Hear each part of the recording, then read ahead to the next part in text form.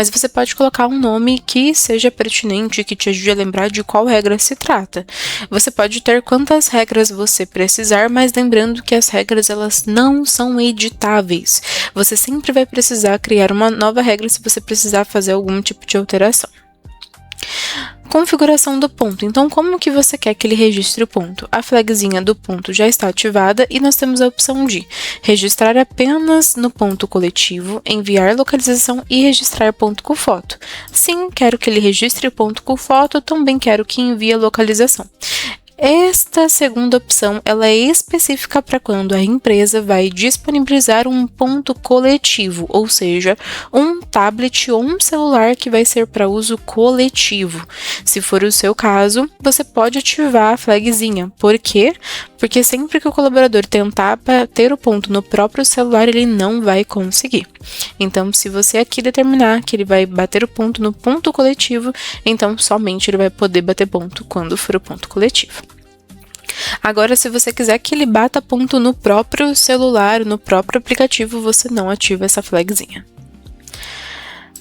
O segundo passo é configurar a cerca, ou seja, se você quiser, você pode delimitar um local para ele bater o ponto.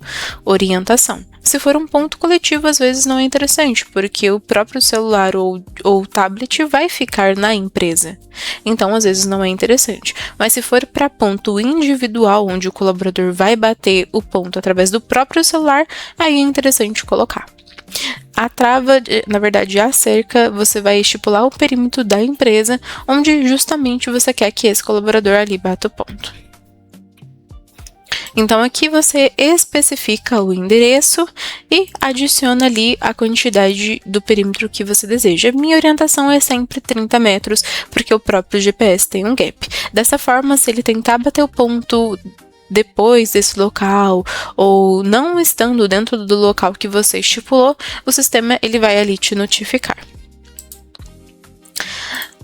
A terceira configuração é de horas extras. Então, se a sua empresa trabalha com horas extras, aqui então você pode configurar. Clicar em configurar os dias para justamente você especificar as porcentagens. Então, aqui já vem conforme a CLT, mas se atentar ao feriados e DSRs, porque normalmente acaba sendo a 100%. Se a sua empresa trabalha com banco de horas, você deve habilitar o banco de horas, especificar o tempo de vigência desse banco e a data de início de vigência. Nas mais configurações, você consegue especificar basicamente como que a sua convenção coletiva trabalha com um banco de horas. Então, é só ler atentamente e verificar se enquadra ao que você precisa. Nas horas noturnas é onde você vai então habilitar o adicional noturno e você vai especificar qual que é o valor de porcentagem. Se a sua convenção coletiva for uma porcentagem diferente, você pode aqui colocar. E aí, perfeito, a gente pode então salvar e pronto, a regra foi criada. Voltamos em gerencial e agora a gente vai criar as escalas de trabalho. Então, passar para dentro do sistema todos os horários que existem na sua empresa para cá, para dentro do sistema. Aqui, como você pode ver, eu já tenho vários horários cadastrados, mas vamos cadastrar um juntos. Então, eu vou clicar em adicionar escala. Como tudo no sistema, a gente também vai colocar um nomezinho para essa escala. Então, eu vou colocar, por exemplo, escala do comercial. O nome te ajuda a discernir de qual horário você está falando. Então, é interessante colocar um nome que te ajude a lembrar de qual horário. Aqui você pode cadastrar duas escalas, como uma escala normal ou uma escala 12x36. Vou deixar a escala normal. Na segunda, a gente vai verificar os horários. Então, aqui, primeiramente, eu vou estipular quais são os horários do colaborador. Então, suponhamos que ele entre às 8, o horário de pausa vai ser do meio-dia às 13 e o horário de saída vai ser às 18. Perfeito. Aqui eu estipulo qual é o intervalo, o sistema já me deu. Virada de turno é para casos específicos onde o colaborador ele passa da meia-noite.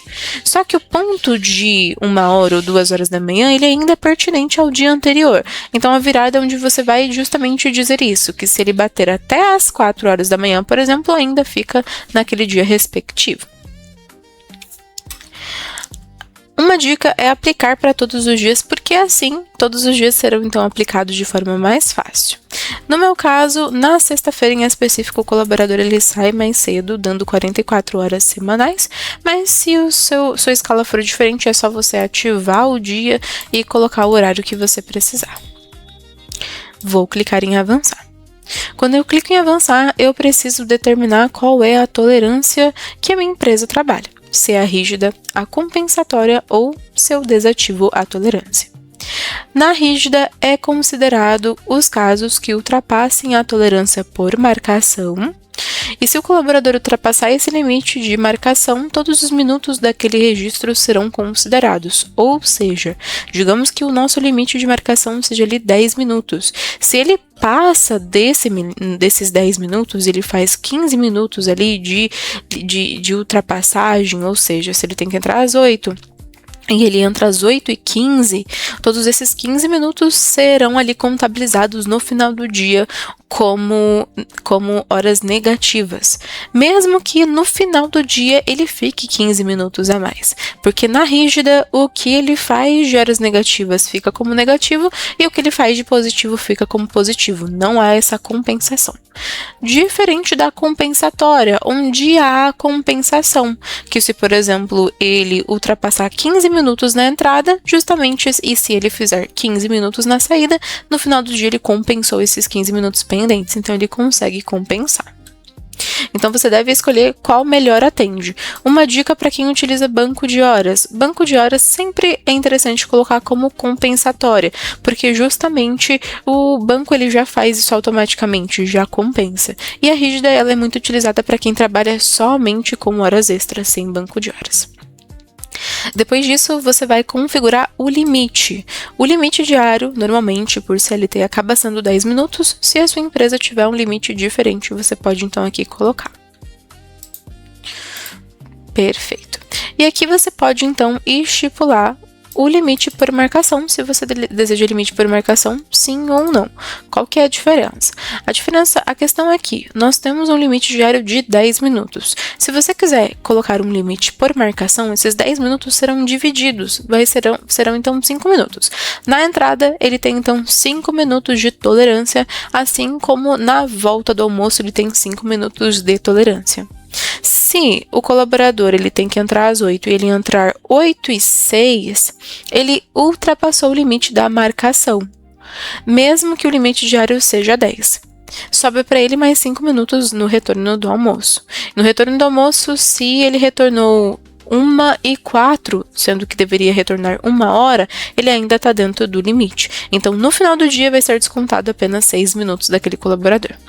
Então, por marcação, ele divide os 10 minutos, trazendo então para que cada marcação ele tenha apenas 5 minutos. Diferente do limite diário. No limite diário, o colaborador ele tem 10 minutos no dia. Então, suponhamos que para entrar ele entrou 8h06, ainda vai restar 4 minutos para ele de limite. Então, se no almoço ele retornar 1h06, pronto, deu 12 minutos ao total, então ultrapassou o limite diário e aí no final das contas vai contabilizar 12 minutos negativos. Então, recapitulando, no limite diário, o colaborador ele tem aqueles 10 minutos para o dia. E no limite por marcação, é dividido esses 10 minutos, então ele tem apenas 5 minutos por marcação. Você estipula o que é melhor para você e então clique em salvar. Perfeito, dessa forma você criou então as escalas, você criou a escala de trabalho da sua empresa. Você pode criar quantas escalas você precisar. Voltando em gerencial, agora nós vamos para cargos. Esse é um campo mais tranquilo porque aqui você vai adicionar os cargos que tem na sua empresa para dentro do sistema. Ele pede para que você pesquise por CBO ou o nome do cargo. Então, vou colocar, por exemplo, um cargo de assistente administrativo. Aqui embaixo, ele deixa um campo editável. Então, se na sua empresa você utiliza uma nomenclatura diferente, você pode colocar. Então, utilizo assistente administrativo 1 ou assistente administrativo 2. Você pode especificar da forma como você utiliza. Ou assistente administrativo traço recepção, enfim, da forma como você utiliza na sua empresa.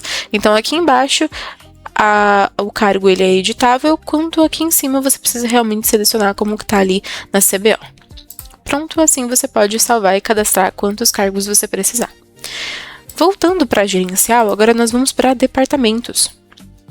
E aqui, onde você vai cadastrar todos os setores, ou seja, departamentos da sua empresa. Então, por exemplo, o comercial.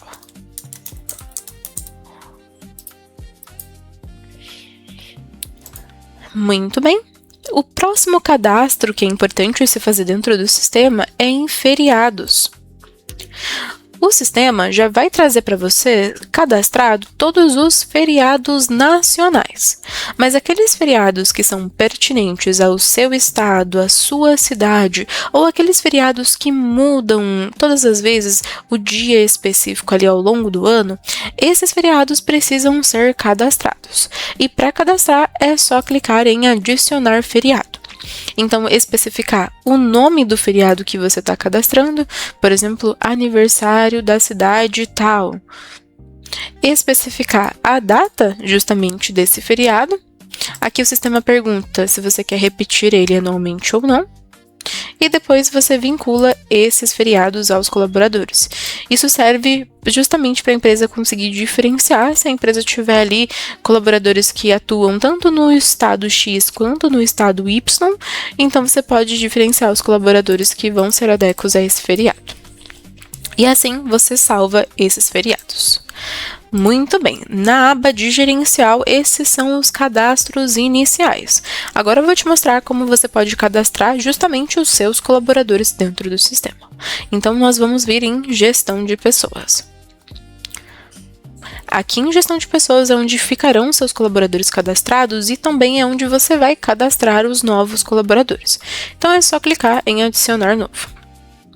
Aqui você vai, então, trazer as informações pessoais desse colaborador, como nome, sobrenome, CPF, e-mail, as informações da alocação, como, por exemplo, cargo desse colaborador, o turno desse colaborador, a regra que você ali acabou de cadastrar, se esse colaborador vai ter acesso de colaborador ou administrador e, principalmente, especificar aqui a senha desse colaborador. Lembrando que o colaborador ele acessa o aplicativo através do e-mail e da senha. Por isso que quando você for cadastrar, tente se atentar a cadastrar o e-mail correto e colocar uma senha que você possa então informar esse colaborador. Uma dica é colocar uma senha padrão ou uma senha que seja pertinente a ele, como por exemplo a data de admissão dele, ou o CPF dele, ou a data de nascimento dele, algo que seja fácil para ele lembrar. Então lembrando que no acesso individual, quando ele baixar o aplicativo no celular, ele vai fazer o login pelo e-mail e pela senha que você cadastrou. E assim você cadastra então os seus colaboradores no sistema. Quando você cadastra o seu colaborador, ele já está apto a então começar a bater o ponto. E lembre-se então que se for para ponto coletivo, você deve baixar o aplicativo em ponto coletivo. E assim configurar com o seu acesso de administrador e então vai ficar disponível para todo mundo bater o ponto. No ponto coletivo, o colaborador bate o ponto através do CPF dele. Agora, se você liberar para os seus colaboradores baterem o ponto de forma individual, baixando o aplicativo no próprio celular, o colaborador vai entrar no aplicativo então usando o e-mail e a senha e lá ele bate o ponto. Muito bem, foi um prazer, espero que tenham entendido, mas caso tenham alguma dúvida, podem entrar em contato. Aqui mesmo no sistema de ponto, vocês têm o suporte do time de ponto. Então, todas essas pessoas aqui, elas estão justamente para te ajudar, te auxiliar e tirar todas as tuas dúvidas. Foi um prazer e até mais.